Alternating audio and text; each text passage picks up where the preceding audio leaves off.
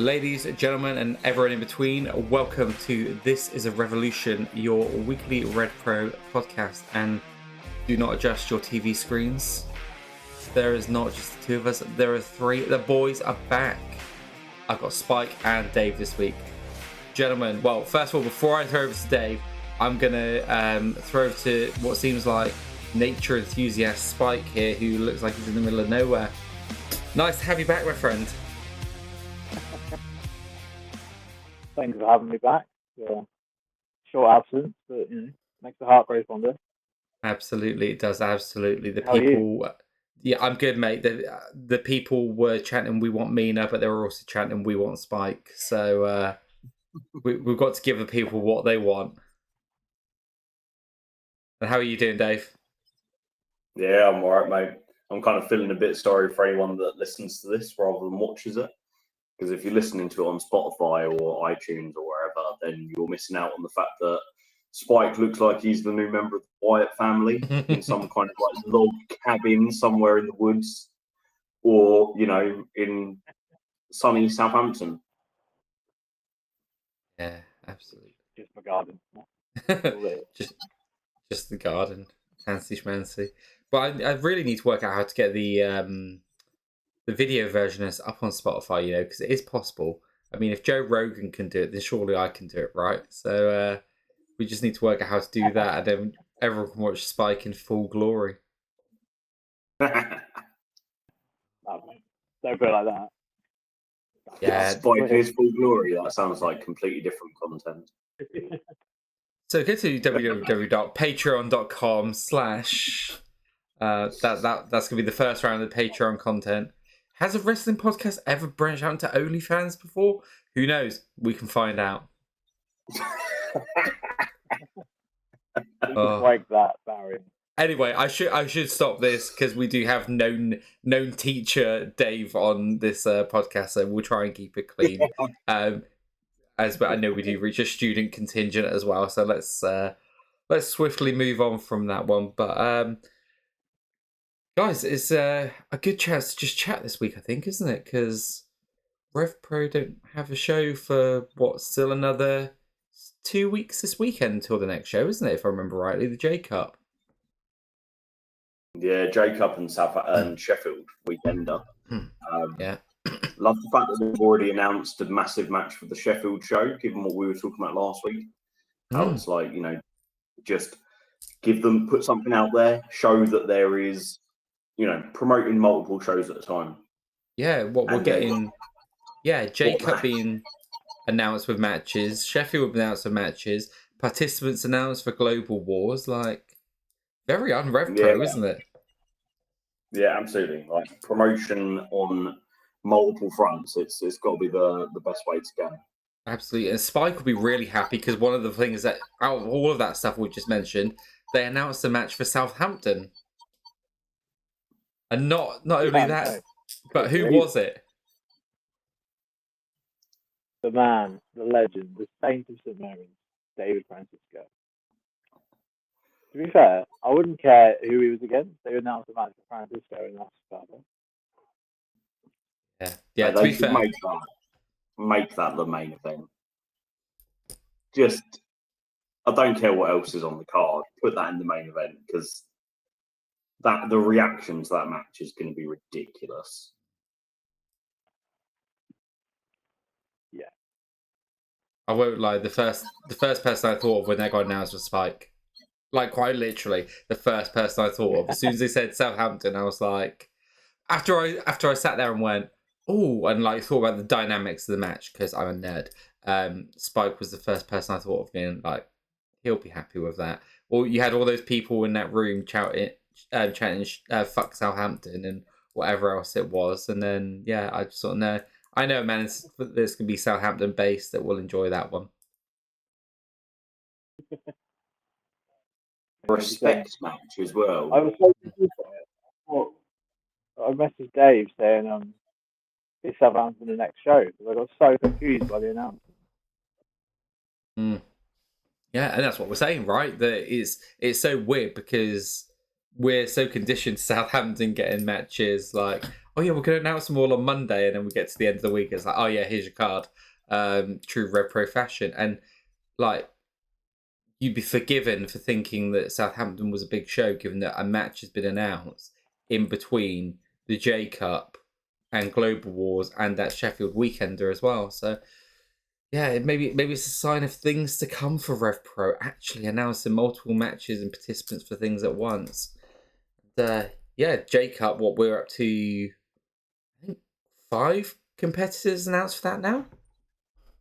Yeah, what we got? We got Barbaro, Cameron Kai, Robbie X, Leo Rush. That's 4, isn't it? And Kid Lycos. And Kid Lycos, yeah. That one caught me off guard a little. Yeah. Lycos took me off guard as well, like because it's just not one that I'd really considered.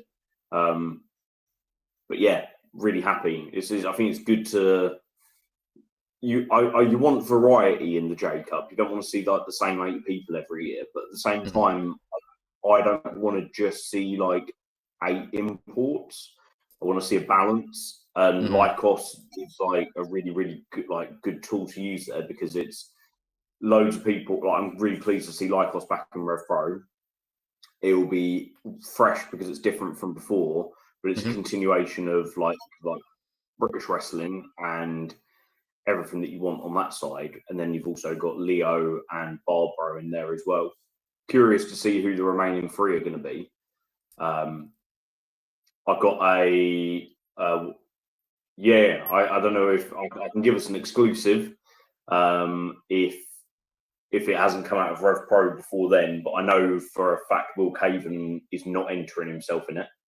I interviewed him last week, and my interview with him for like the day after this will come out, and he was quick to say he was like not interested at all, not entering the J Cup.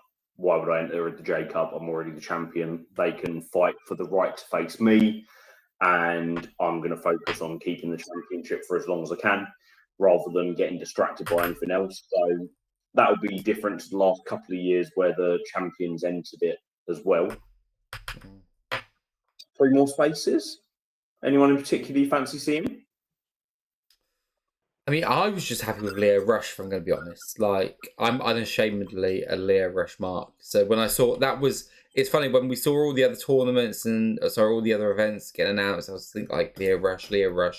I was convinced Leo Rush was going to be at the anniversary show. I didn't have Leo Rush down for the J Cup, so that was quite a nice one. For me, I just think maybe someone I've not seen before in person would be nice. Someone maybe a bit far-fetched, but like a Mystico or something like that. That would be quite nice for me. Anyone you fancy, Spike? To be honest, I'm just happy to wait for the surprises. Like, there's no one. We've talked about it before. Like, there's no one really in the cruiserweight division that kind of jumps out at me anymore. We've seen them all move up, so I'm happy to see what comes out. I'm hoping it's some new guys, but then fight again to push the new wave. But I'm happy for Leon Cage to get a spot, or anyone, that sort of thing. It'd be nice to see someone from a Jerry Lando or a Danny Black singles running the J Cup. But no, apart from that, I'm just happy to see what Andy comes out with. I do like the way that they just kind of like drop the names out there in advance, and you just get these little like dopamine hits sort of like every few days of them just popping up on your socials. Leon Cage is somebody that I thought could be a really good way to debut, because it's like immediately going into a J Cup, you're kind of like put into quite a prestigious spot, so it's quite a high profile position, and at the same time, it's kind of like not a lot of pressure for anybody who goes into that position. Not that the lad looks like he feels any pressure, but because of the fact that you've got 4 qualifying matches, you've normally got a couple of bangers on there as well for non-J Cup stories, and then the 4-way in the final. So it feels like a good place to give a lad like that kind of the opportunity. I think Danny Black would be a cool one, or Joe Lando. Nice as well to see Danny was in the qualifier for the scramble match at the Copper Box, so it'd be quite cool to see these. I like the fact that they use people from all up and down the country, but I think it's quite nice to see people getting regularly used, and it feels a bit more like a division then, as opposed to sort of like a few guys and a series of challengers brought in and around. I don't know if we'll get another import for it, or whether it'll be Barbaro and Leo as the two. But if we do, I'd really like to see Igor Blanc come back. I think for me, if I was going to pick three now, I think the ones that would excite me the most would be Igor Blanc, Leon Slater, and Leon Cage. I think I'd love to see Leon Slater versus Igor Blanc for starters. I think that would be an incredible match, and it could be like an amazing way to start the J Cup. I think it'd be a good opportunity for someone like Leon Cage, like I said. And I'm hoping with like Danny Black and Joe Lando, I'm hoping we're going to see quite a lot of them in the autumn and winter anyway through the tag league and the trios tournament. Yeah, you think so, wouldn't you? It feels like, I mean, for the trios tournament especially, like I said last week, it just feels like a no-brainer that they'd be there because they're a British trio and there's not many of them about. No. The tag league is always, I mean, there are a lot of tag teams in the country, so there's only ever like 8 teams picked for it, and you know that some of them are already a given. Yeah, we can kind of see where half the tag league is already being prepared for, with like Golden Boy and Francisco and Josh James and Shah, and then like Sunshine Machine. Obviously, you'd expect Greedy Souls to be in there. But, I mean, there's half of your tag league sorted already before you even think about your True and Lacey's and your CPFs and anyone who kind of comes in and out of the company.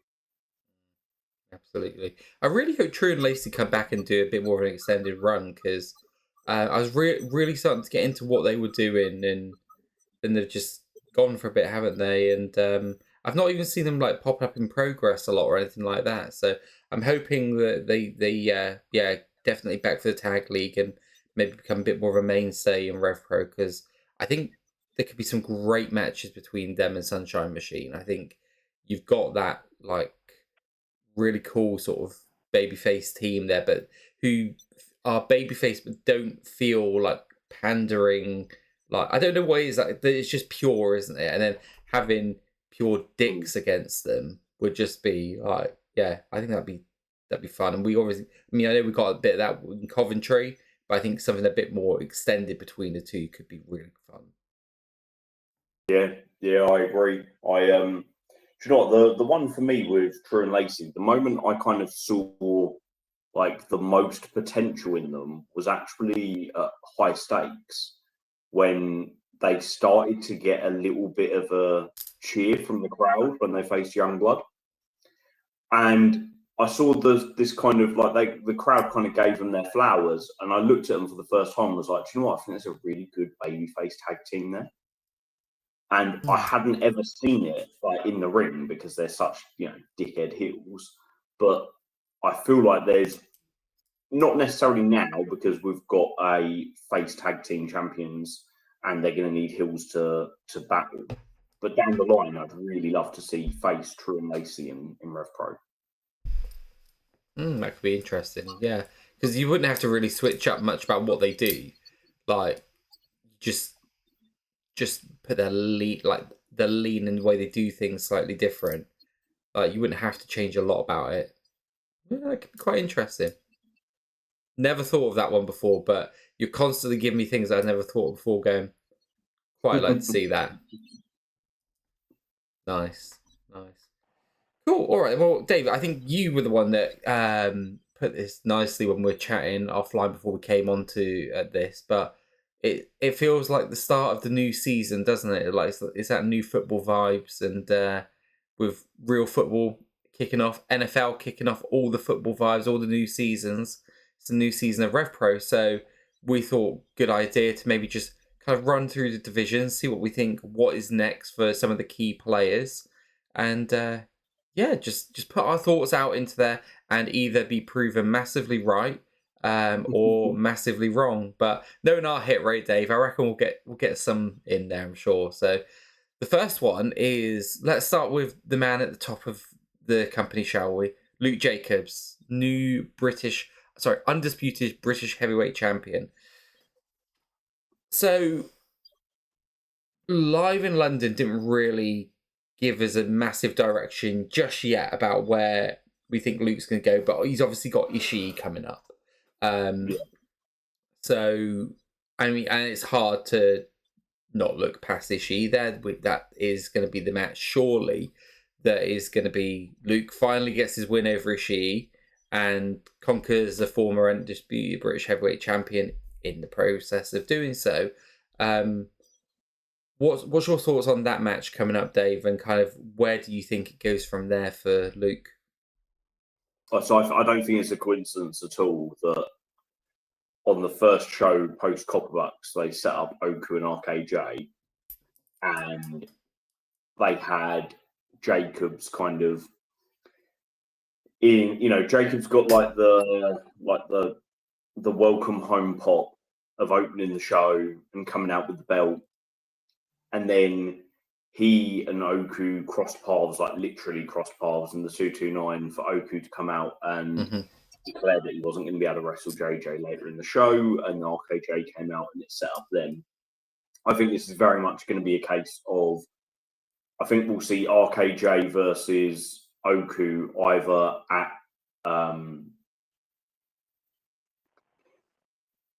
I don't know. This doesn't feel like a Global Wars match because it's not a global match. It feels perfect for Jacob because they love to put on a massive show, like as well as just the Jacob itself. Last year we had Oku defend against Gabe Kidd, we had Alex Windsor defend against Kanji, and we had RKJ and Luke Jacobs. I feel like this would be the perfect place for it. Part of it feels a little bit rushed doing Oku and RKJ already, like on the next show. But at the same time, they've been building it and teasing it on and off like for the last 4 years. So it doesn't really feel like a match that needs too much of a build because it's been built. So what I foresee is Oku and RKJ wrestling, Ishii and Jacobs wrestling, and whoever comes out the victor of Oku and RKJ going after Ishii. And I think it's going to be RKJ. Yeah, nice. Spike, what's your thoughts on the same, and how did you react when RKJ referred to the lovely Amira as a slag? It's been insulting, isn't it, really? I'm not a massive RKJ fan, to be fair. They've been disliking him even more. You can't insult the Queen like that. She's the one who holds up her pride. You know what I mean? I think Ishii versus Jacobs is going to be the best match of this half of the year because they've got Urban and now there's a championship involved. I think it's just going to tear the roof off, and I can't wait. I think RKJ's got to beat Oku. I think this is where he's passed the torch now, and you pass it on to RKJ, and then he go after Jacobs after that, or does he go via Ishii? I don't know. But you've got to do Jacobs and RKJ down the line, surely. I reckon you hold so. off the JJ match. Yeah, I think that's a really bold prediction there, and I'm interested to see how it comes out. Being that you think that's going to be the match of the second half of this year, because you're right. Like they've got the chemistry there and the ability to do it. So I'll be interested in seeing how this third one turns out, because I know that the second match of Luke and Ishii, for me, it didn't touch the first one, but that's because it was so close to what was probably one of my top 2, top 3 favorite live matches ever, and I still don't know where I rank it. And I don't know if it can ever get to that same level. I don't know if it was just lightning in the bottle for everything, all of the circumstances that led to that match being right there at that time. But fuck me, am I so glad that I booked tickets for this show, because I've said before, if this wasn't booked in Doncaster, I wouldn't have had tickets. Like, I've said that a number of times, but if this match got announced, I would be buying tickets off the strength of that match alone, because it's one of those ones that because I know what they've got in there, I think they can do. I think you both are right. I That think it's going to be like, I can't see anything headlining Royal Quest that's going to live up to Ishii versus Jacobs. no. So I think not only is it going to be like the match of the night on Global Wars and like, you know, like a special moment for RevPro, but I also think it's going to be match of the weekend when they're up against New Japan. And I know that, like, everyone knows that RevPro promote Royal Quest and they organise it with New Japan, and it's like a collaborative event, but it is a New Japan show, and Global Wars is a RevPro show. So there'll be that element of like internal competition to want to make sure that Global Wars is as good as it can possibly be, so that people that go to, you know, there'll be people that come over to go to both shows and they want to see that RevPro and New Japan are on an even footing, or, you know, that the optics show that. And I can't think of a better match they could put on for Global Wars. And I genuinely don't think that New Japan have got anything up their sleeve that can match it, because I'm just not sure if there's.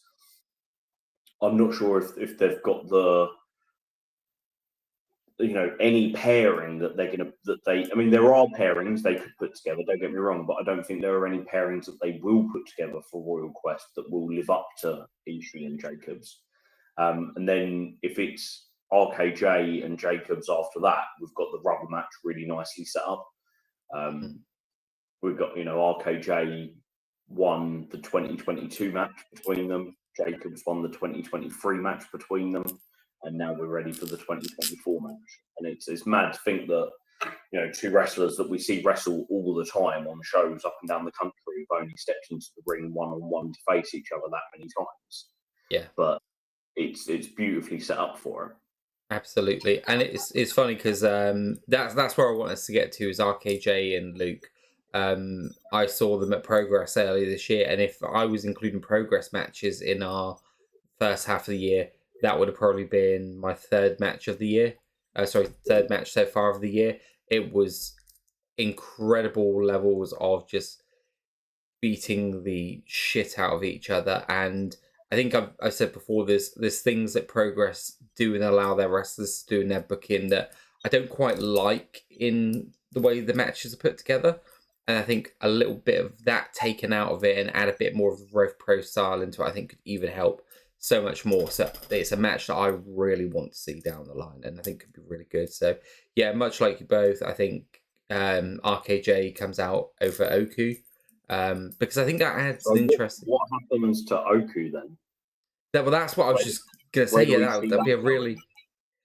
I don't know if I'm honest, 'cause I was just thinking that if Oku loses again, and the whole like expectation almost is him going to AEW, but then I keep seeing like bookings coming out for Michael Oku, like random here, there, and everywhere. Like, and surely he's not putting bookings out knowing that he can't fulfill them, because again, don't know the guy, but from everything I've kind of feel about the guy, I don't think he'd do that knowing that he couldn't make these bookings.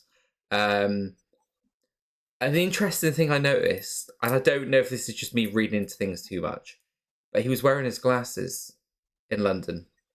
I'm pretty sure he was wearing glasses, because I'm sure when I watched, I could be wrong, but when I was watching, I'm sure like he's wearing his glasses, which I've seen him do in other places when he's acting a little more heelish.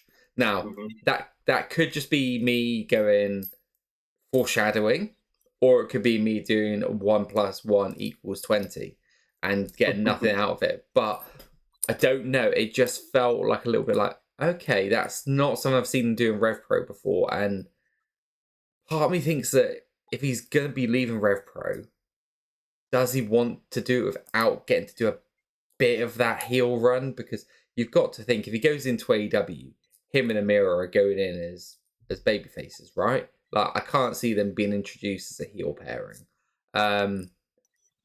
Yeah, I don't know. I honestly have no idea where Michael Oku goes if he loses against RKJ. What about you, Spike? I had a bit of a Michael Oakley epiphany this morning. I was making a coffee, and I decided that the whole AEW thing, the whole expectation was us romantic wrestling fans having a heart over head moment and reading everything wrong. Because his whole thing about Wembley was, Oh, don't. I'm going to pin MJF Wembley. His whole thing about the whole crying thing was what we've all said before when Dave said that he doesn't think he can do it anymore. I just sat there and was like, I think we fucked up here, and we put a pressure on that boy because he's our boy, our little baby boy, and we want him to just fly away and be amazing, even though he's like 2 years younger than me. We want him to succeed. We want him to go to AEW. I think we put ourselves. I don't think there was ever anything in his promos that said, I'm going to AEW. Yeah. I think we fucked up there as fans. But I think he is going, but I think we've done it a year too early. I think he's going next year. Yeah, I'm kind of with you, mate. I've said from the start that I don't think he's going like other people think he's going. I don't think he's leaving RevPro, leaving British wrestling to go and wrestle full time and live in America. I feel like he might do some AEW bookings, but I don't see him doing like long-term AEW storylines or anything like that. So for me, I think that all of this is a little bit of a work that either leads to a heel turn or leads to like him kind of setting up RKJ in the sense that he wants everybody to go into their encounter believing that he's going to win and we're going to get Jacobs and Oku like again for one last shot before he leaves, when actually he's not leaving and that match is never going to happen because RKJ is going to win and we're going to get RKJ versus Jacobs, which leaves Oku in a bit of no man's land. And I just feel like no matter what happens, Mills will be involved in it. So whether that is a reforming of Destination Everywhere, whether that's a rivalry with Mills and coming back to their feud, or whether it is Mills turning babyface as Oku turns heel. I just feel like that's kind of that feels like the logical next step. Mills picks him up figuratively to run through the tag league. Mills turns babyface throughout the process. They come up short. Oku turns heel on Mills. Yeah, that could be good. I'd very, very much enjoy that. Yeah, absolutely. I have to slightly disagree with you boys. I do think he's going, but I don't think it's just quite yet. Yeah, I think he's getting signed. I generally do. I have to say, as much as I loved being in that building for AEW. I won't lie. As much as the great stuff he is, I was slightly disappointed that he wasn't in the gauntlet. Like, genuinely, I wanted that moment for him so much, and I think that speaks volumes to like what he draws out in everyone. That like you can pay good money to go to this fucking massive stadium show, and then you're just hoping it comes out, and then he doesn't. You're like, oh, that would have been cool. I wish that had happened. Like, that's a real testament to what he's about.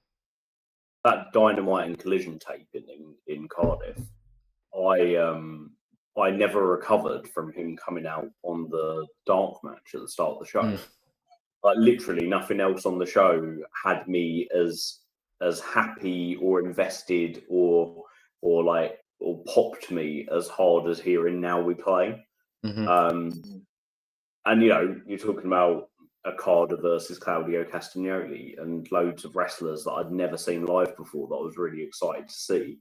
But it's different when it's people that you have invested like literally years of your life into, as opposed to just watching on the telly. So yeah, I hope, all I care is I hope, and I know this is going to sound like proper kind of like the politician's answer, But I hope him and Amira get exactly what they want out of it, and I hope that they get, you know, whatever they want to be the outcome. I hope is the outcome. Absolutely, yeah, because that's what matters at the end of the day, right? Like what they want and what they can get. Yeah, agreed. So next then, right, I'm going to lead with Dave on this. I know Dave will love to talk about this, and Spike and I don't have to mention even a thing. Dave, undisputed British cruiserweight champion Will Caven. My boy. Where does he go from here? I hope he goes for a really, really fucking long title reign. That's what I hope. I want him to like hold that title hostage. And it just, you know, I genuinely, I feel like the interview I did with him was my favourite interview I've ever done with anybody. Because we just kind of like, I kind of get where he's coming from with everything that he says. Like, he didn't slag anybody off, but he's just stating facts, but they're facts that people aren't going to like. Like, yes, he cheated to beat Cameron Kai because being the champion is really important to him, and he wants to keep his championship. And if Cameron wanted it enough, then Cameron could have done the same to him, but he didn't have the balls to do it. And it's like, I know it makes I sound like a hypocrite because I slag David Francisco off for always cheating. But with Caven and with the fact that he's got this title and he's overcome kind of like so much to get it, I kind of get it. I think I've got my blinders are up when it comes to this lad, and I'm looking through a completely different set of lenses. Whoever wins the J Cup, I don't want them taking it off him. So for me this year, when I'm looking at the J Cup, I'm not looking at who do I want to be the next champion. I'm looking at who do I want to see get the kind of their name added to a really prestigious list. You know, former J Cup winners like Jushin Thunder Liger, you know, Speedball Mike Bailey, Mike Loku, Robbie X. Like, who's going to get their name added to that list, but not beat Will Caven to be champion? So for me, I need to see the full kind of the full 8 participants to decide who I want that to be. But I mean, I think it would be really cool for this year for it to not be a baby face in RevPro that we're all really invested in. So, for example, I don't want it to be Cameron Kai, and I want Cameron to win it like next year and be the one to dethrone Caven next year. I want Caven to keep this title for a really, really long time because I think like he can do something with it that hasn't been done before. Maybe not back, you know, until you go all the way back to like when Josh Bowden was the cruiserweight champion, and you've just got this person that nobody likes, nobody wants to be the champion, just constantly beating all your favourites. That's what I want to see. I want to see Caven beat Robbie X again. I want to see him beat Leon Slater. I want him to overcome all these challenges. They can bring people in from CMLL and from Europe and, you know, get all these cool guys over to wrestle Will Caven. And Will Caven can just like beat the shit out of them and then do anything he needs to do to maintain his championship. So for me, it's less about who's next to challenge him and more about how his reign's going to be kind of defined. And you know, the obvious challenger next for him will be whoever comes out of the J Cup. I imagine he'll get a championship defense at Global Wars. Now, it could be that you have the J Cup winner wrestle him at Global Wars because we've got, in between the J Cup and Global Wars, there's 3 weeks and 2 shows. So you've got the Southampton and the 229 show in between them.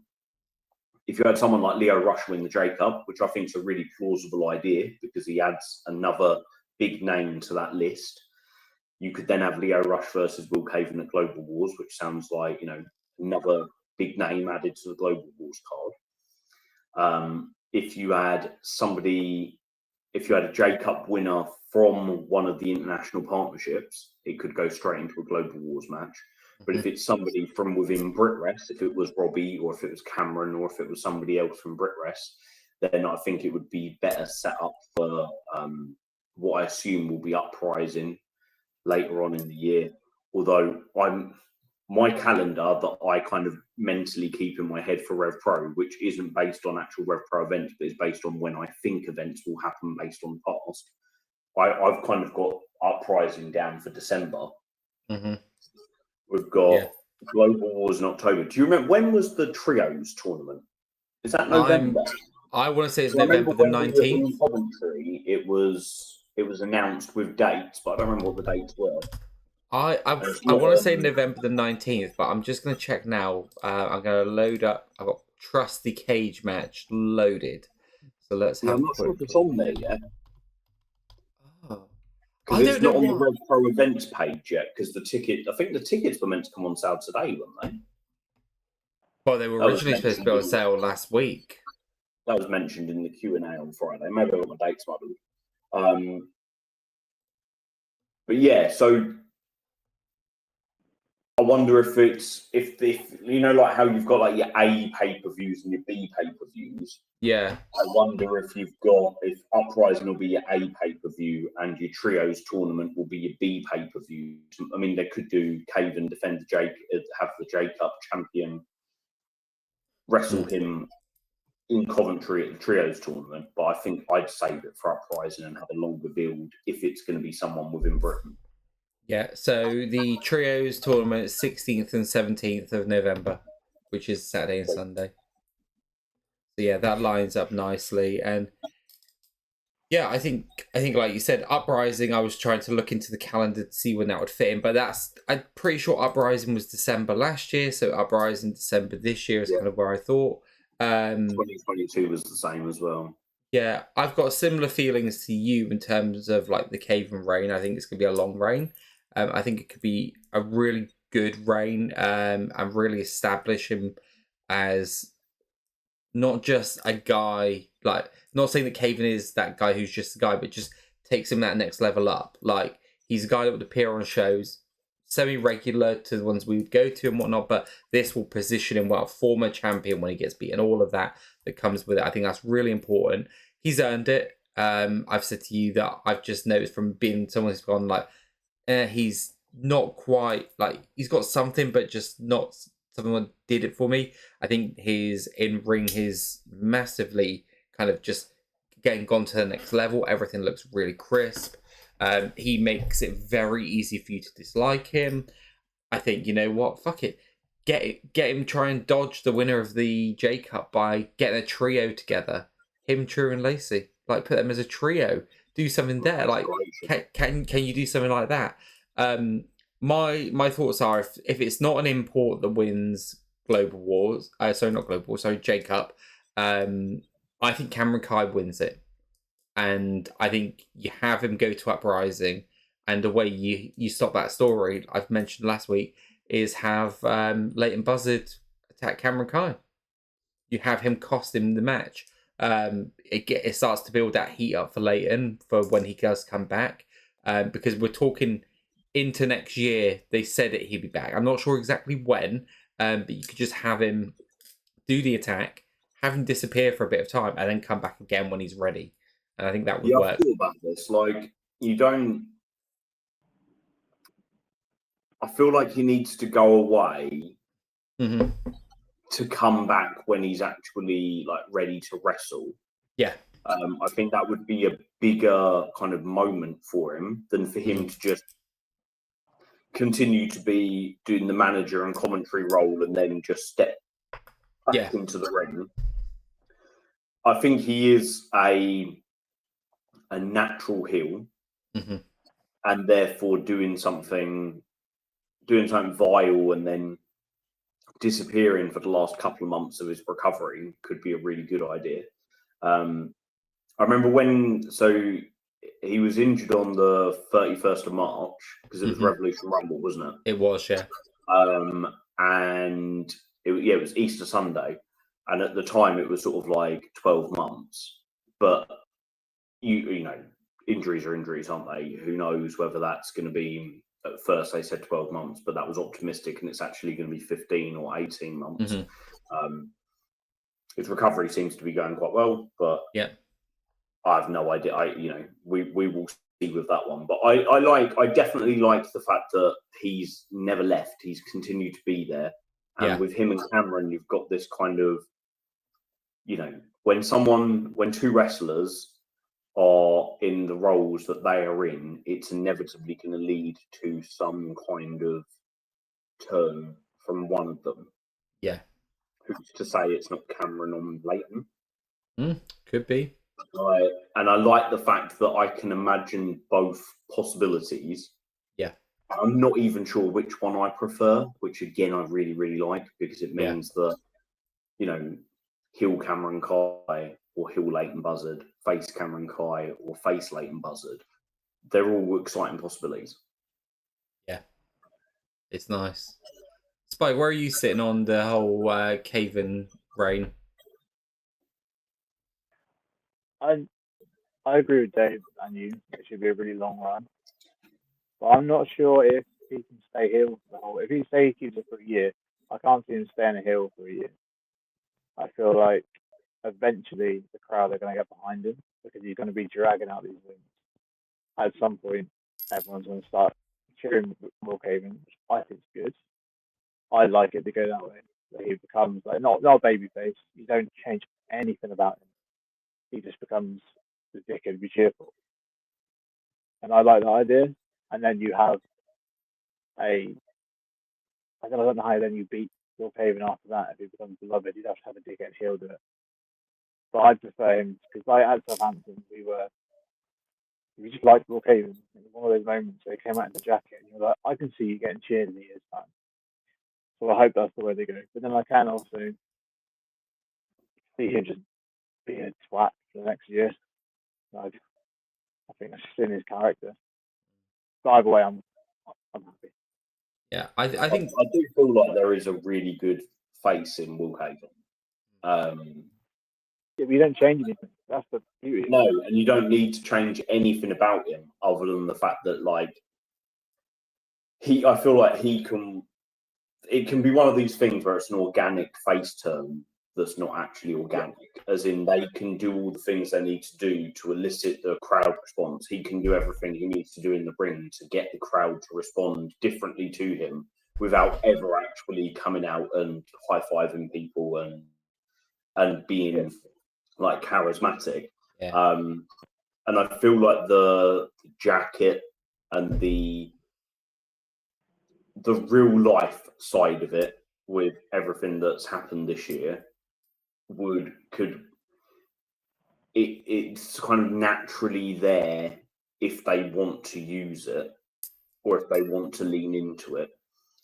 Similarly, though, I also see them going the other way and pushing him as an even bigger heel so that he isn't just seen as like a second James Castle. Yeah, I think that's a good shout. The perfect thing about Will Caven is a year ago he was the bit part guy. Now we're having 3 different conversations about which way his career can go. He says he's doing something right. He's getting it on. Just to have this conversation shows how much scope there is just in Will Caven's style. I think that's the great thing that RevPro are doing at the moment is they're putting people in positions to give them the chance to show what they can do, right? We've seen this across all the divisions, and something that Dave mentioned last week was divisions are becoming the thing again, right? We're starting to see them all being fleshed out, and again, the more we're seeing shows come through the year, like more shows coming up, people are buying into these shows, so it's creating more shows, more money in the RevPro bank account, you'd have to imagine, which allows them to do these shows in, you've got Sheffield, Southampton, London, but you're introducing things like Global Wars again, and you're doing all of this extra stuff on top. So you've got to have these divisions that can hold their own, because you can't have a company this size that is going to rely on Michael Oku and Luke Jacobs, respectively. You have to be able to give everything at every section of the card. So you've put this guy in a position, and he's smashing it. And that's great, right? He can be the face of that division. whether that's as a babyface running, like you said, you don't have to change anything about him. He's almost the Swerve Strickland of that division. Like everything he does is exactly the same. You just decide you like him now, and that's the difference between the babyface and the heel side of it. It's not that he's doing anything valiant or heroic. It's just we like him now.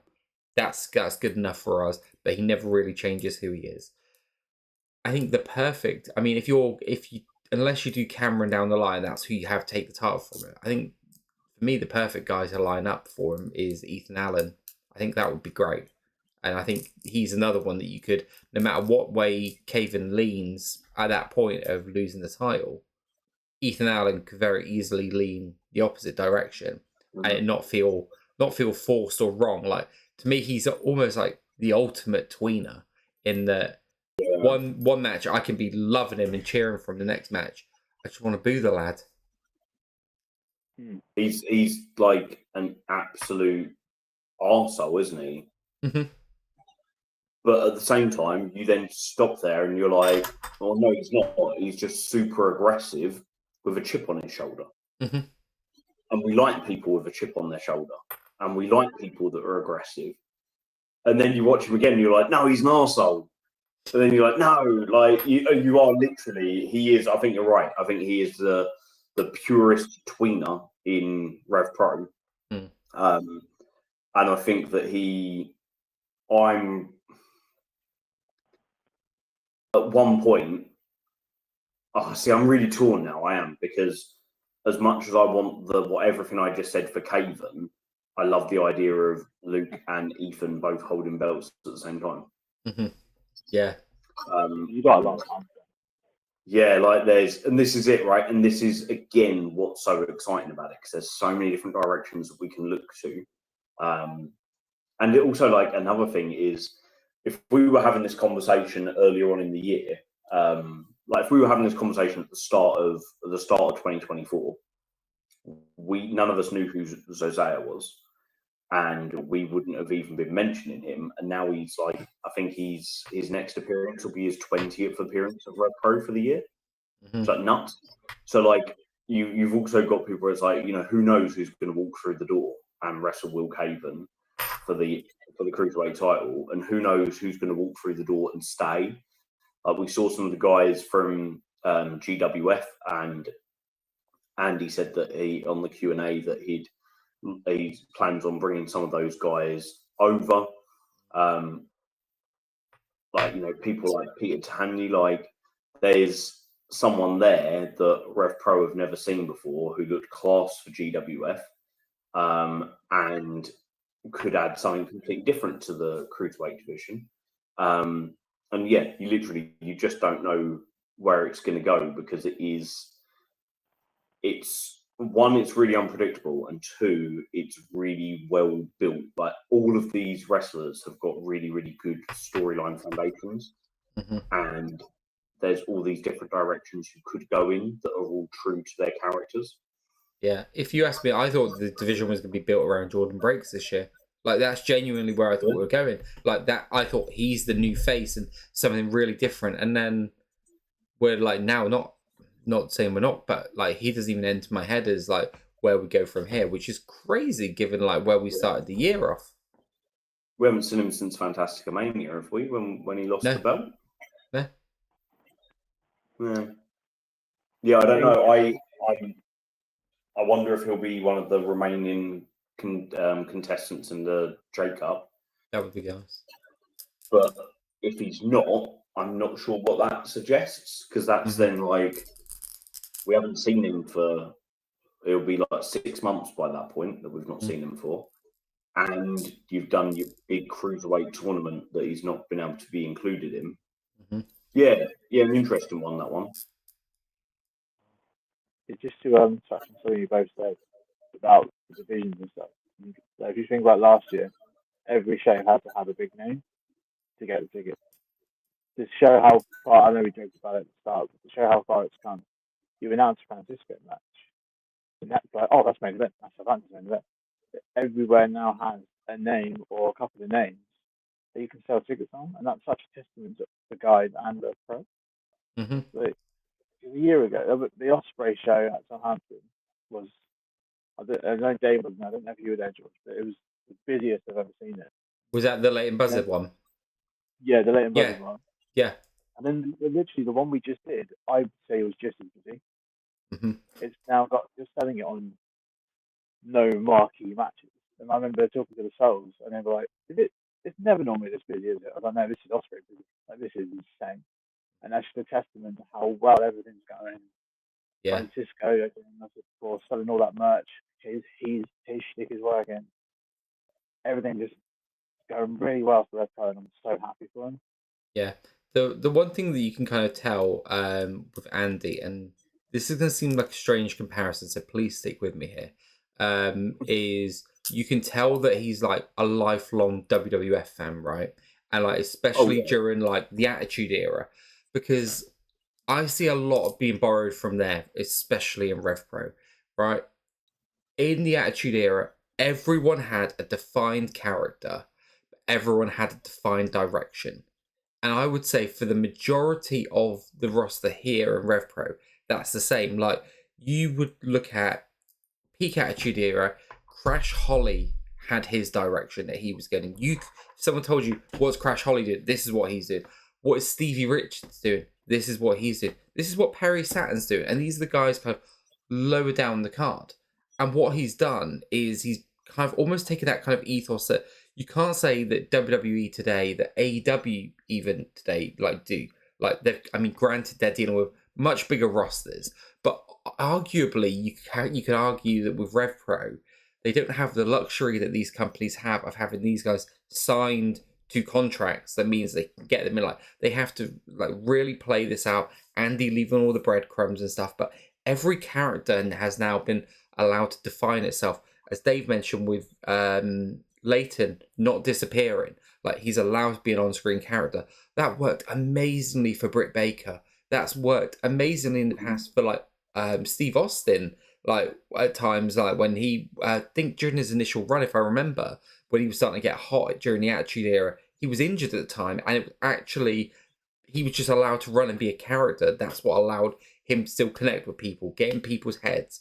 I'm not saying it's a carbon copy, but it feels like all of these little divisions. And back then, I knew who the European, like these were the people in the European title division, right? These were the guys that were in that cruiserweight, all of that sort of stuff felt like their own contained little worlds. And that's what RevPro's feeling like, is that you've got these contained divisions, and these are the top levels in these. And then you've just got like the Francisco anomaly that he is massive in Southampton. But you know what? We're going to build this up, we're going to play into it, and then we're going to give it to you in Southampton. It's just really smart and really clever booking, if you ask me. I think something that is also a similarity, but also a difference to that time period is how, like, Attitude Era WWF, at the top of the card, you had Triple H, The Rock, Austin, The Undertaker, and then you had like sort of like Jericho and Benoit and Rikishi and Kurt Angle. So you had sort of like your top four, and then you had like the next four that would kind of like circle around them. And actually, something I think Andy does better is how he keeps people apart and then brings them together as and when exactly he wants. Mm-hmm. Whereas it got to a stage with the Attitude Era where they ended up just the number of pay-per-views that were headlined by multi-man matches with those guys in, where it was a triple threat between, or a four-way between, or a five-man or a six-man, and you could kind of look at it and be like, okay, so Benoit's in this one because he's taking the pin. Yeah. Or Jericho's in this one because he's taking the pin. And I can definitely see it when you said I'm going to kind of like do an analogy, but you have to bear with me. I was sort of like, okay, let's see where this goes. But actually, the minute you said it, I was like, no, I think that makes a ton of sense. I think that something that everybody involved with RevPro is proper out and out wrestling fans, and proper out and out wrestling fans watch, like they learn from everything, and if you're someone who is then creating your own company. You have to learn from everybody, and you have to watch everything. You have to find like your own path, but finding your own path is going to be borrowing from lots of other inspirations until what you produce is effectively your own, because you've taken a little bit from A, B, C, D, and E to make your own F. Yeah, I think you're right there.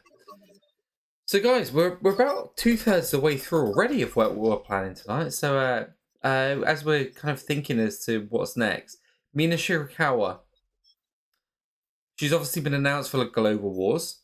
Do we see the Mina title reign ending there? What do we see in terms of an opponent? Does Mina count as Stardom? To me, she doesn't, because in some ways she's the RevPro champion. So she's the RevPro person, right? She's not going to be the Global Wars talent, is she? Or is she? What's your thoughts, Dave? Because I've got multiple kind of directions in my head here. Yeah, so I said before, I don't think we're in for a long ride with Mina, but it will be fun while it lasts. I wouldn't be surprised at all if we see the title change hands at Global Wars.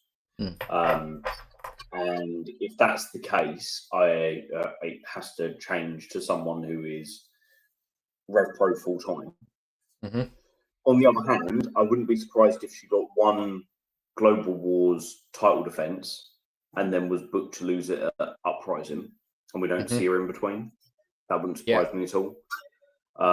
That way, she kind of gets her like big moment of defending her title, gets her defense, and then we see her lose it in like Your Call at Uprising or Manchester for Uprising, or you know, wherever it's going to be.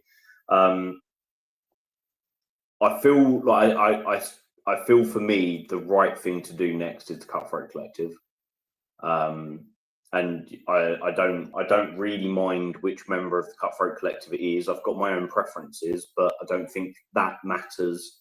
I think the Cutthroat Collective having the belt is what matters most. Who carries the belt is like secondary, and then you've got time to build up the one person that you want to take it off the Cutthroat Collective down the line once they've had their stranglehold on it.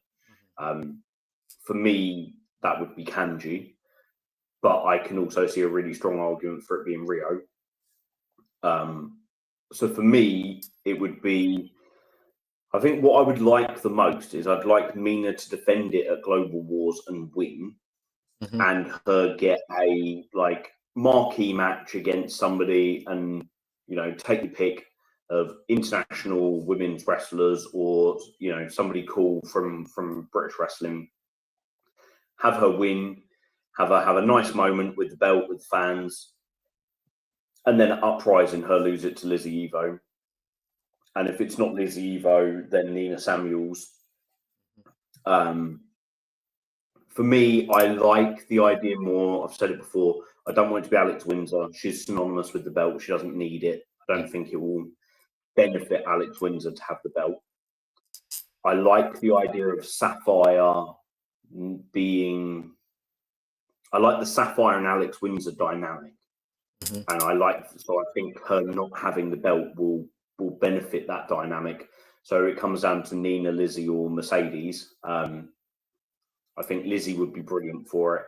I think Nina would be brilliant for it. I think Mercedes would be brilliant for it. So I don't really mind between the three of them.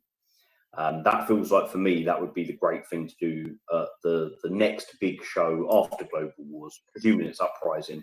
So we go into 2024 with the Cutthroat Collective kind of holding RevPro hostage again. Yeah, nice. Spike, what are you thinking on this one, mate?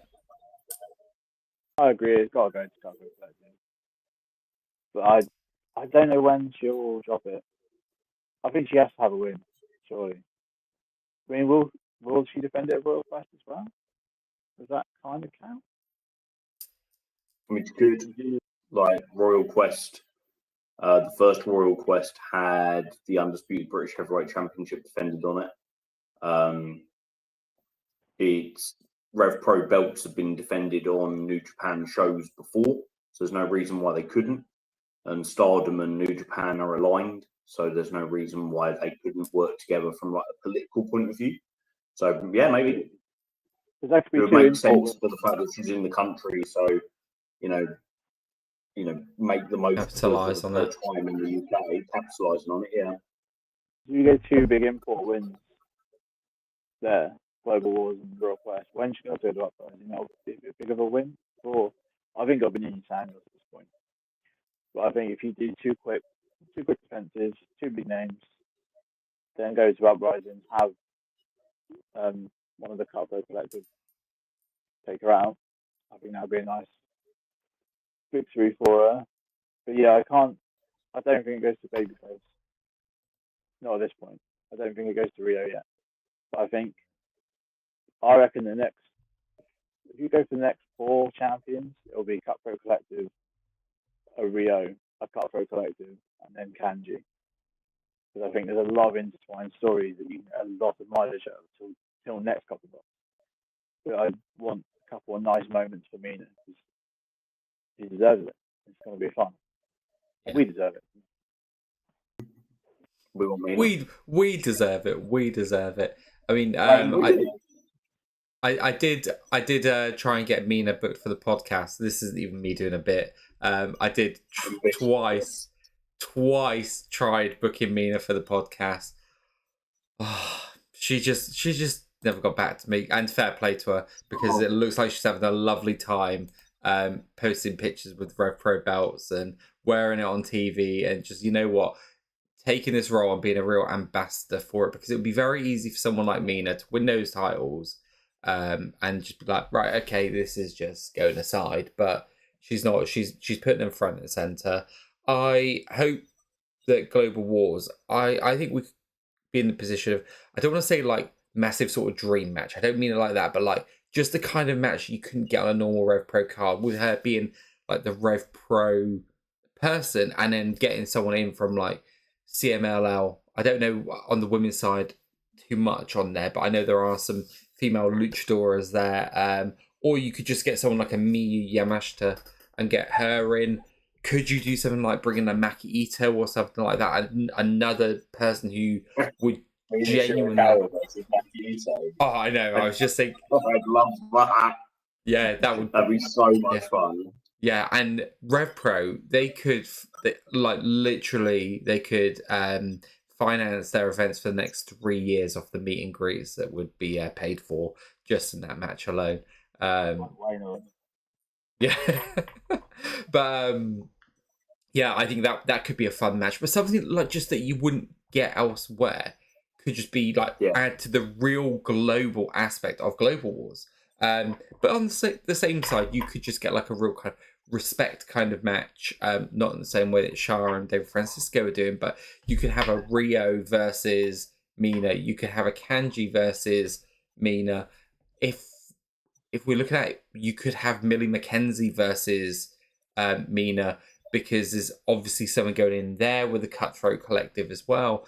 Charlie Evans could go against Mina. Like, you could build these people up who are kind of coming in. But I think they're going to be in there with the Cutthroat Collective for a bit, and that's how you're going to tie up that element, I think. And then I think I agree with both you boys. Put the belt on the Cutthroat Collective. My pick would be Nina Samuels. I think this might sound patronizing, right? And it's not meant to, but she deserves it.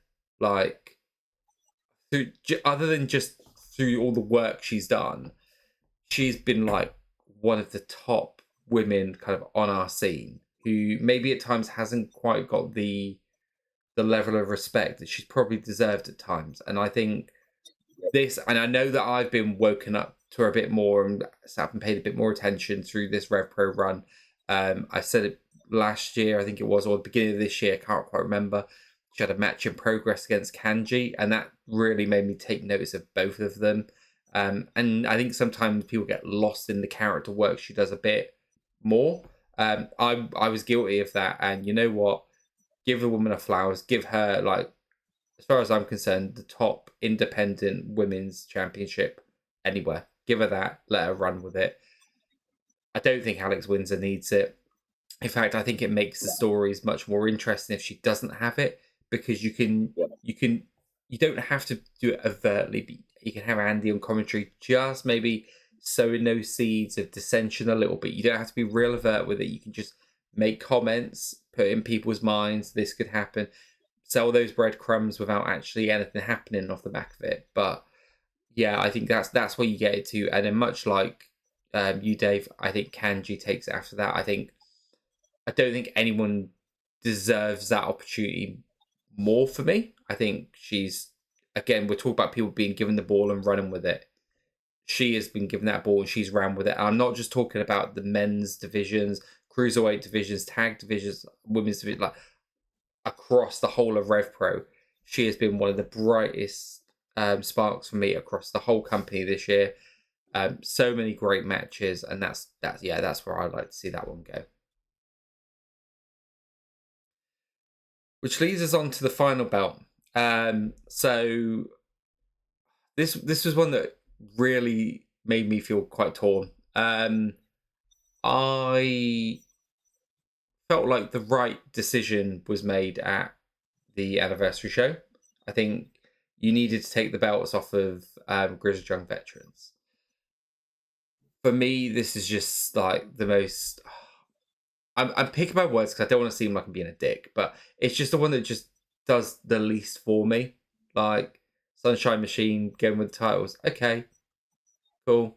I remember you saying that of all the possible outcomes, them winning the championships and staying together was the least interesting one for you. Yeah, in terms of, you know, heel turn, breaking up without a heel turn, but breaking up sort of like in desperately, like, and it being like desperately emotive, were the more interesting options. Absolutely. Do we still see a Sunshine Machine heel turn and a Sunshine Machine breakup down the line? I need something more than just Sunshine Machine, right? And there's no disrespect to the lads. Like, you've given me this option of seeing something really different that we've never seen before. And I'm always going to be that guy going, what could this look like? And look, that isn't always going to be the best thing. There's plenty of times in wrestling I've gone, what does this look like? And then we get Matt versus Jeff Hardy at WrestleMania, shit in the bed, right? We all, there are sometimes these things that we think we want to see that actually don't turn out the way we do. I have enough faith in the guys that they can, again, run with this, make it work, and make it interesting.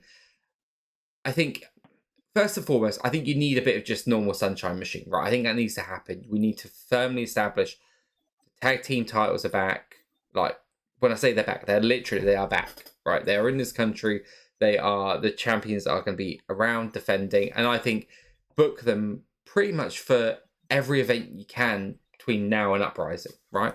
Just book them, because you need to get into people's minds. The titles are here, champions are defending them, and it's going to sound harsh, but rub off a little of that GYV stink from it that was like, where are they? Like, there is a bit of that that's just made that feel like, ugh.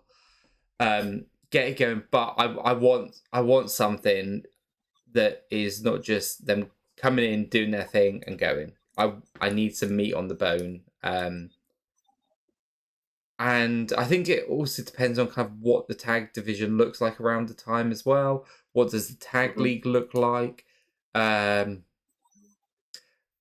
probably the division I see the parts aligning, but I struggle to see where it all goes. Like, with all the other divisions, I can start to see pathways. But now there might be multiple different pathways to get us to different things. With the tag division, I don't see any pathways at the moment. But that's just a me and a taste thing. Yeah, I can foresee there being character work taking place, even with these Sunshine Machine title defenses. I don't see TK Cooper not still looking at Chuck Mambo the way he does. And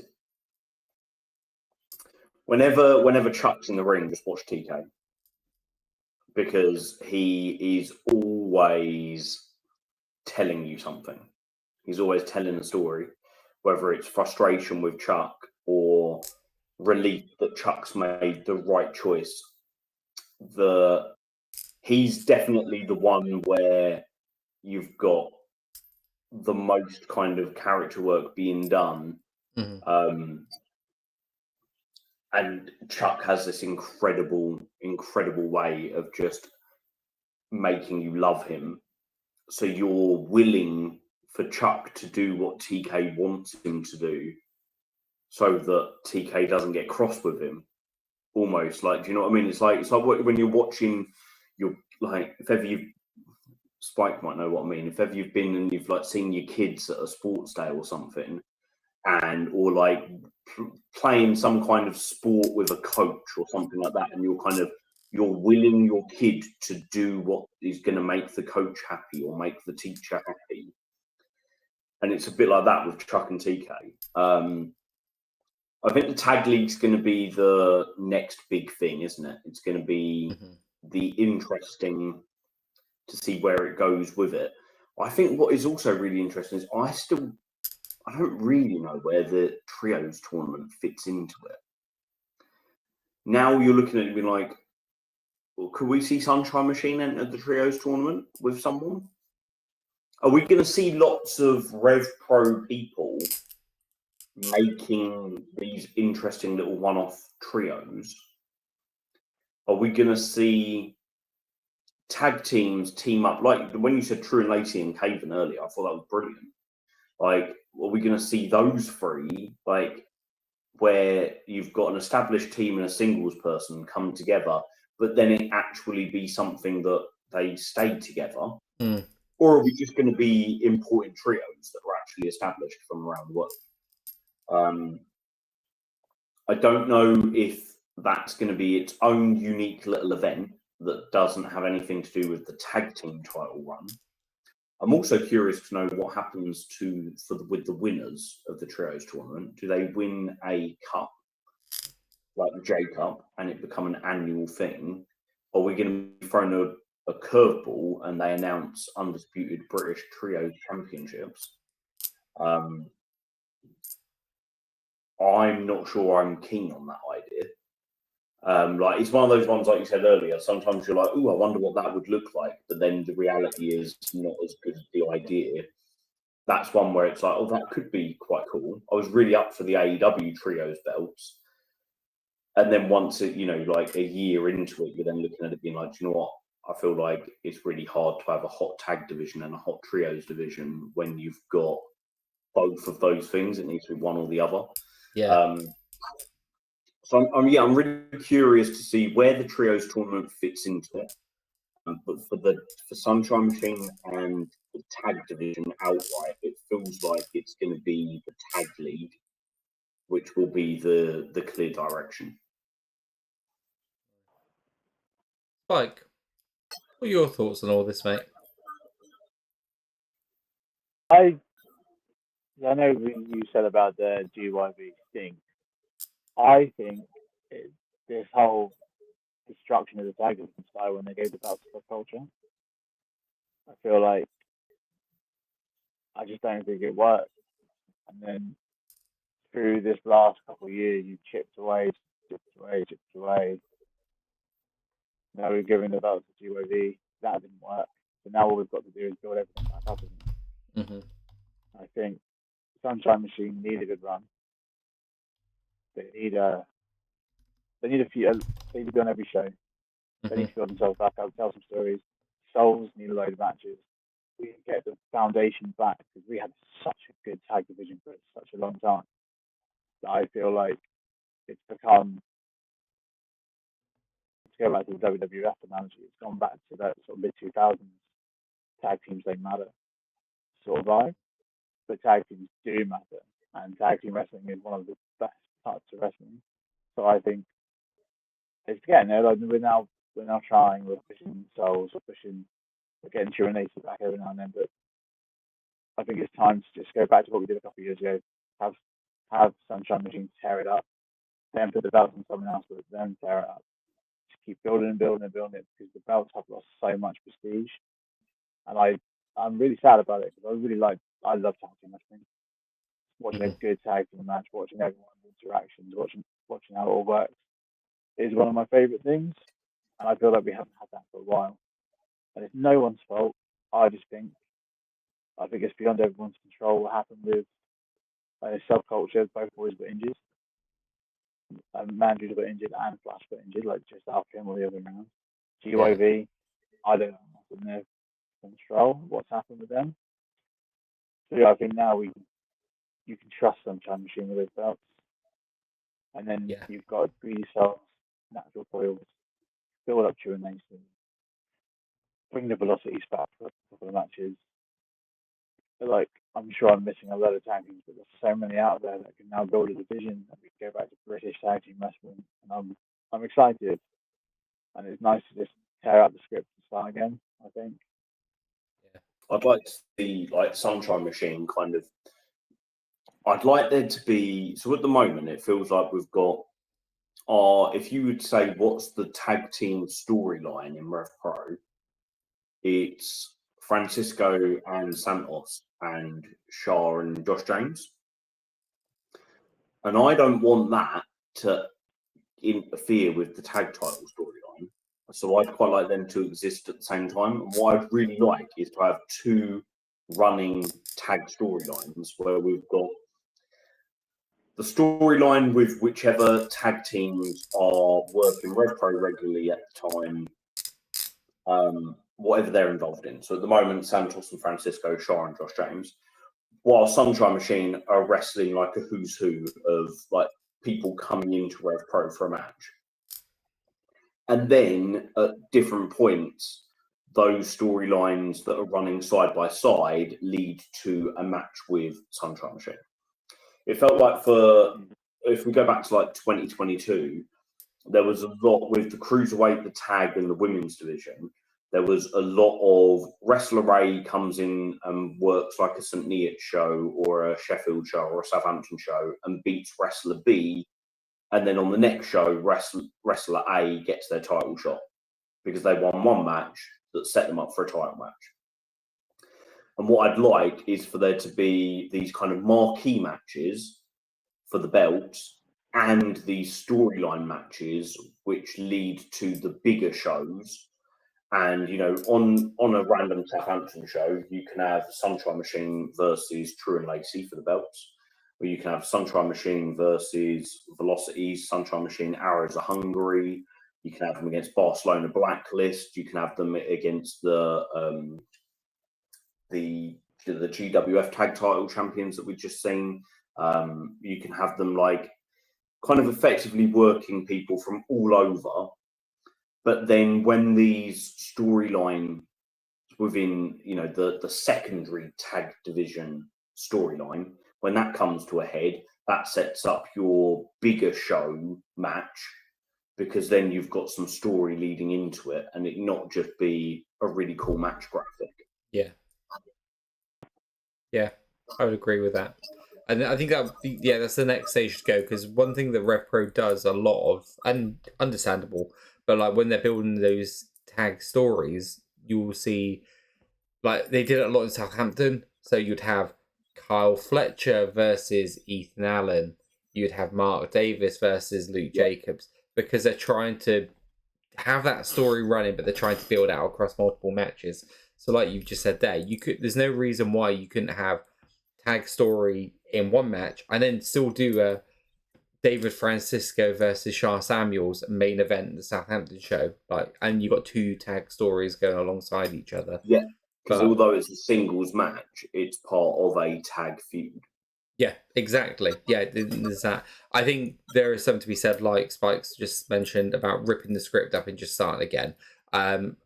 Just while you guys were talking now, I was just having a look at kind of like the tag reigns and where we were, and yeah, like the last time for me that the belts felt important was on Greedy Souls, which was October 2022. So we're 2 years where, and like I said, there's things that have kind of been in there that have caused those issues. had massive hopes for the Subculture run, just didn't go the way hoped it would go. Fine, these things happen. It's wrestling, independent wrestling.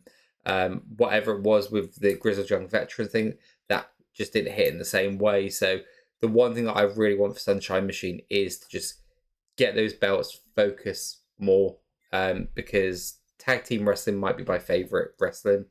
Trios doesn't do a lot for me by and large, and I think what you've said there, Dave, actually, that for you, like having one or the other, and I think I'd probably feel the same on that a little bit as well. But a good tag feud, I think for me, like a trios is more about just banger matches.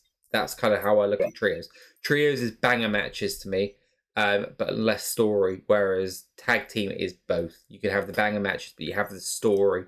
And I think that's why growing up, tag wrestling was always what I kind of gravitated to. So hopefully we can get the importance of it back in RevPro again.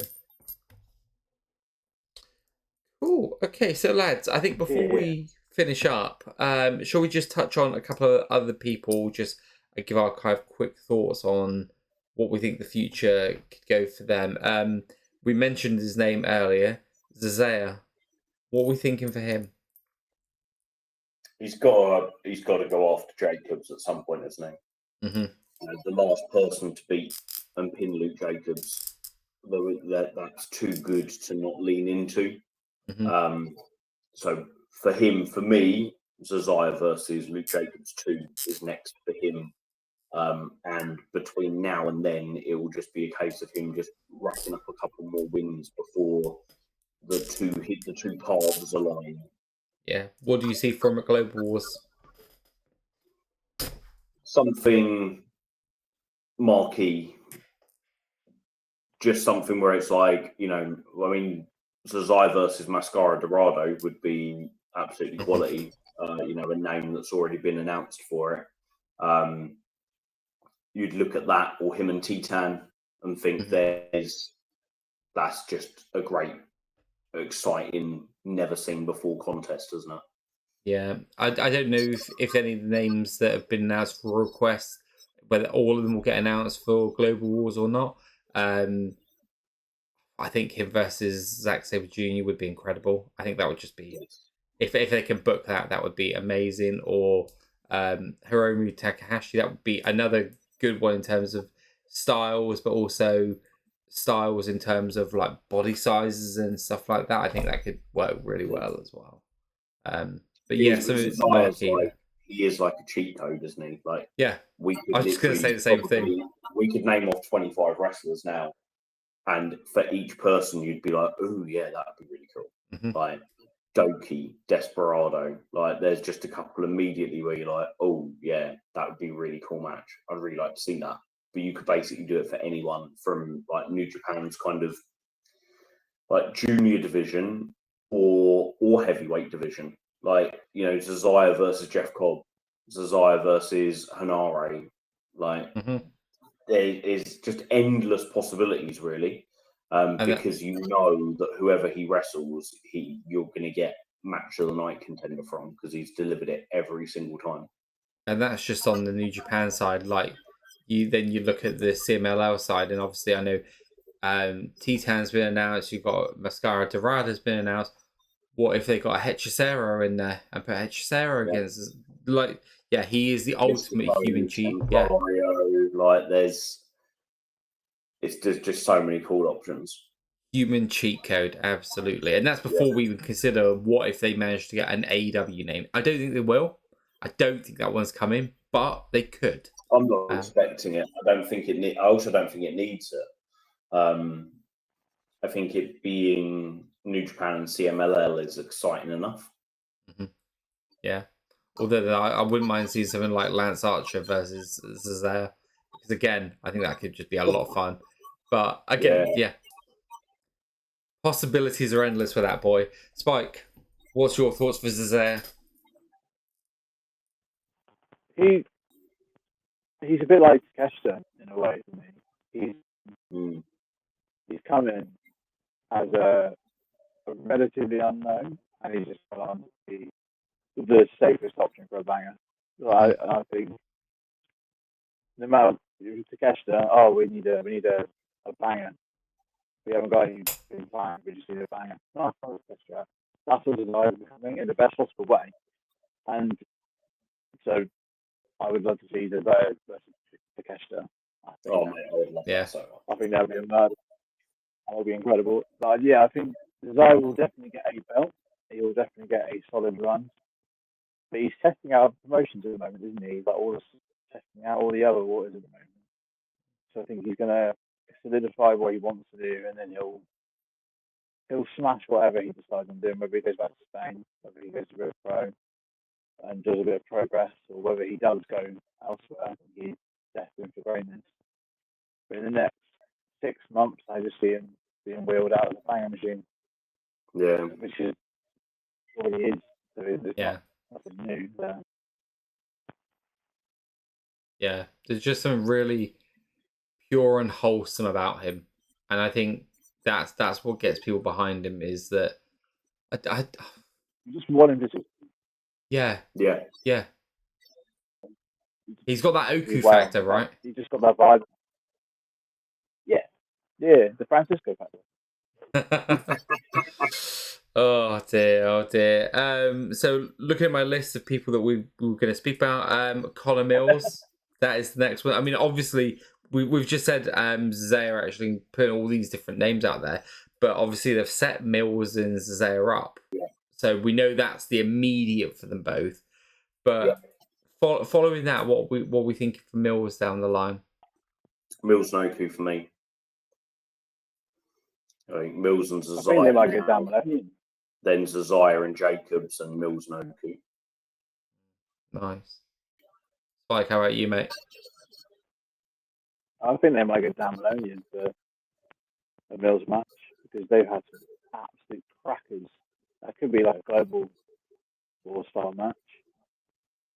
Because I don't know if you've seen the clips from the OTT one, but fucking hell, it was insane. I think you have to run that in RevPro sooner rather than later. I think there's already a story. I think that could be good, but we haven't seen Dan Maloney and RevPro in over a year now, right? So, yeah. But then Global Wars doesn't really need that. He could just pop up with a video and tell the same story to do. Yeah. But I think a match like that is needed for Mills because he's got this reputation as a ass kicker. But you guys might not agree, but I don't think he's had that breakout performance as this style of Mills yet. I don't think we've seen him actually tear someone a new one, be Connor Mills. We've seen Connor Mills a dickhead quite a lot. I just want to see Connor Mills the wrestler. Connor Mills, so for me, like his breakout moment was the moment with Zack Sabre Jr. But as you say, like he didn't win that match, and so therefore he didn't. Although he was quite dominant in patches, he didn't get that. That tearing somebody apart. He got it with Trent Seven in the 229 at the start of the year, but I definitely think we're ready to see it again and see it on a bigger scale.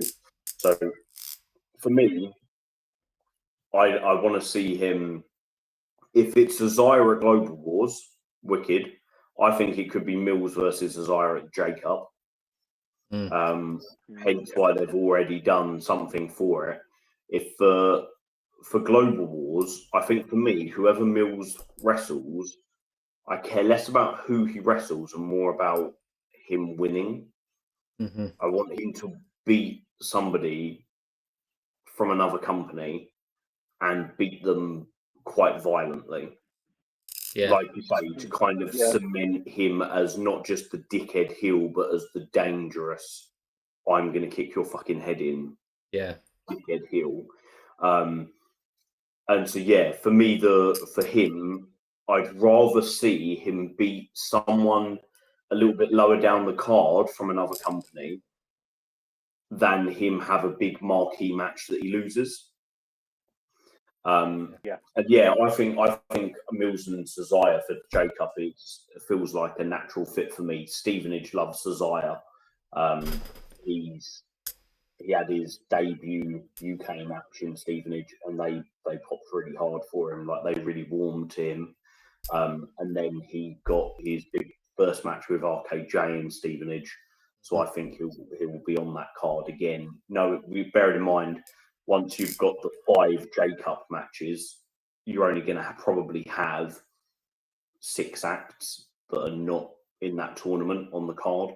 Yeah. So you're gonna have it's gonna be top end guys. So I think Mills and Zazaya, something involving the Cutthroat Collective as sort of like your multi-man or your tag match, involving. I mean, I'd love it to be with the Medusa Complex, but I think that might be too soon for that. Yeah, I do. But maybe, another iteration of the Cutthroat Collective with, maybe against Kanji and Millie McKenzie. And then your other match, whether that is one that involves Oku or whether that's one that involves Jacobs. Yeah, interesting. And that moves us on actually to the last person we were going to pick up on, and one that had a great, an amazing showing at the 12th anniversary show. But again, kind of like, where does he go from here? Is JJ Gale, because that's probably out of everyone, that is the hardest one for me to pick a trajectory for. Because going into that anniversary show, I said I thought the right decision was him losing. Right, I thought it was that valiant. You win in defeat, right? And again, what that lad has, again, where he's managed to platform himself from beginning of the year to there, tremendous, absolutely tremendous. He went from having a match at the 11th anniversary show that people were excited for to actually being one of the tentpole matches that you build a card around, with a big, massive import at the 12th anniversary. So the guy did great. And when they announced that graphic for the 229, I think we said it before the Oku injury, I thought this was leading to a heel turn for Michael Oku. Very deliberate in that this is only the second time they've ever faced off against each other.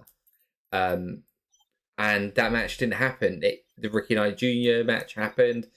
Don't know how much of that changed plans or so, because like you said, you've got to imagine that this wasn't just like, I mean, Andy's known to do things on the fly when he has to, but that just felt too good to all be on the fly. Like, it felt like it had to be planned, or at least something that he's had in his back pocket, break glass in case of emergency.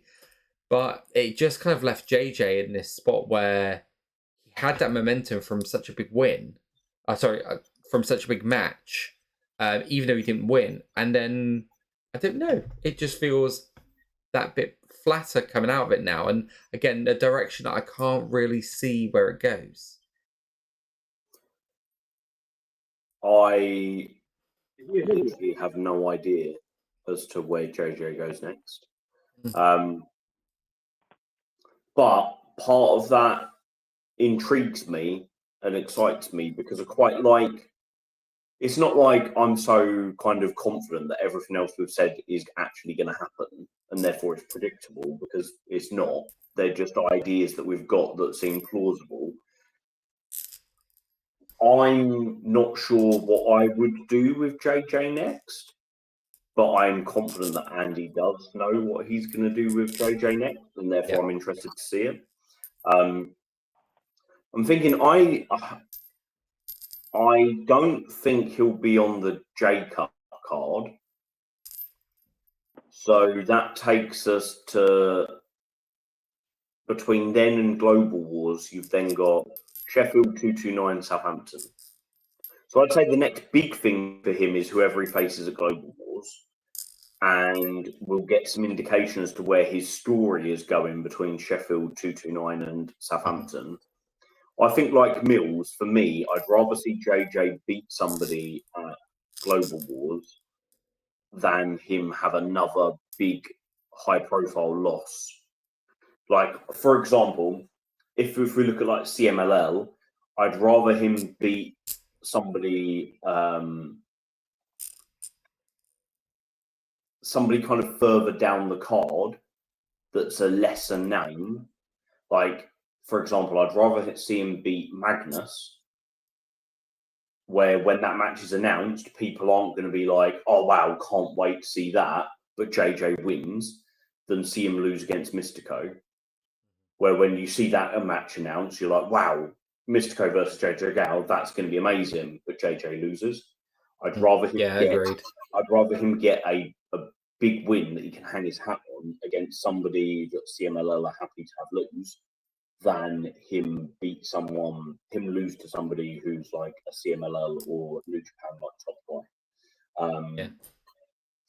I named Magnus there. I don't know CMLL well enough to know where he is positioned, like what his current arc is, or where he is on the run at the moment. But he's not like the top guy.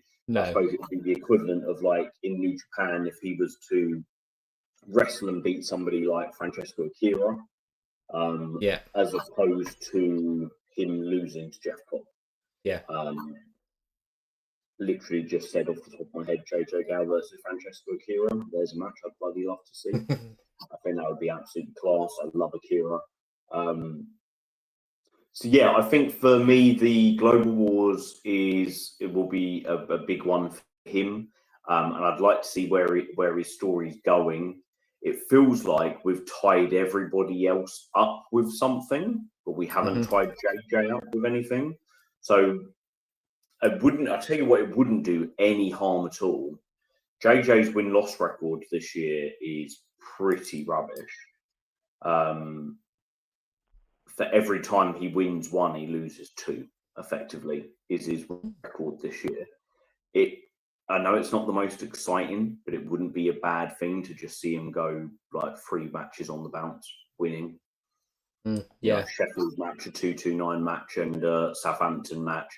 Not necessarily the biggest storyline, but having him go over 3 other people who I know, like we've literally just seen him versus Jay Joshua, but people in that Jay Joshua mold where it's somebody coming into the company who's trying to make a name for themselves, having him go over 3 people in that position just to kind of give him a bit more momentum going into Global Wars. He beat somebody at Global Wars, and then we've got whatever we wanted to do with Oku to come, or we've got him in a position where he can go back after Jacobs, there's something there for him. Yeah. And that was quite a good stat you've just pulled there, Dave. Where could people read other great stats that you've come up with for RevPro?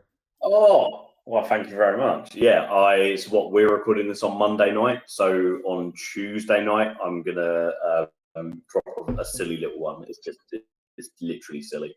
So it's already out now by the time you're watching or hearing this. It is the top 10 statistics that will surprise you from RevPro, including my absolute favourite one, which I can spoil now because everyone else would have read it. I'll ask you boys, do you know who the greatest to ever do it in RevPro is? The greatest RevPro wrestler ever. What metrics are you using to find that? Shall I tell you the answer and then I'll tell you how I got there? Okay, so my guess is going to be Lord Gideon Grey. I wish. So the answer is Emerson Jane, or as she was then, Sammy Jane. And the reason being, she is the most prolific winner in RevPro history to never be defeated. So of all the wrestlers to come through RevPro's doors, Sammy Jane, now known as Emerson Jane, was never pinned or submitted in a RevPro ring, and in that time managed to pick up 5 victories, which makes her the most prolific of the undefeated RevPro wrestlers. Stupid statistics like that. Random little facts which I've managed to pull out of my brain from things that I've read and from little maths geeky things that I like to do. So yeah, there's some stats for you this week. And as whilst we're there, read my Will Caven interview, which comes out tomorrow morning or tomorrow evening. It will be tomorrow evening. I think it's a really, really interesting one. It gives you a really good indication as to where that lad's mindset is, as to how he has ended up where he is. And go to davethemark.com and you'll find all of that plus more on there. Gents, before we wrap up, Spike, did you have anything you wanted to add on the whole JJ Gale thing? Yeah, I reckon, I don't know when, but I think we're getting a Callum Newman match. Because I can't remember where it was. I think it was on the preview on the anniversary show with Dave and Andy. Andy made a point of talking about Callum Newman, comparing him to JJ. And Andy just doesn't drop things willy-nilly. So I think that was a very deliberate way of saying that down the line we're getting JJ versus Callum Newman. And I would love to see it both of us. But I want to see him. I don't know where I want him to be in a year's time. I think it's too soon to start strapping rockets to him. But I do want in the next. I think he's going to be when Jacob gets his goodbye run in a couple of years. Like we've had Ospreay, Oku, Jacob is next. I think the one after that will be JJ.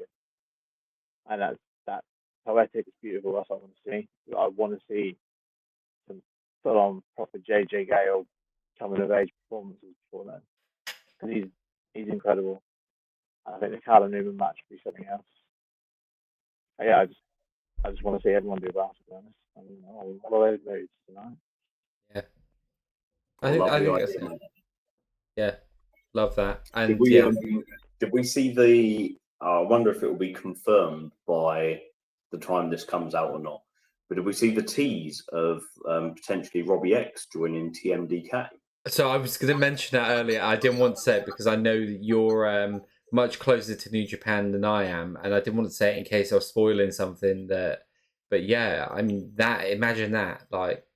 Yeah, that's that. I mean, in terms of what's next for Robbie X, that could suggest that, in fact, what's next for Robbie X is a fair bit of work in the other side of the world as opposed to in Revolution Pro Wrestling. I'm sure it will be both. I'm sure he'll be able to work both. But if that means that Robbie's going to get to be in Best of Super Juniors and the Junior Tag League, which is coming up very soon, the Junior Tag League starts in a few weeks' time. Him and Kosi Fujita, like in that together, will be wicked. And that's, I mean, that's kind of, that is exactly how New Japan stables were always built. You had your heavyweight championship guy, your junior heavyweight championship guy, your junior tag team, and your heavyweight tag team.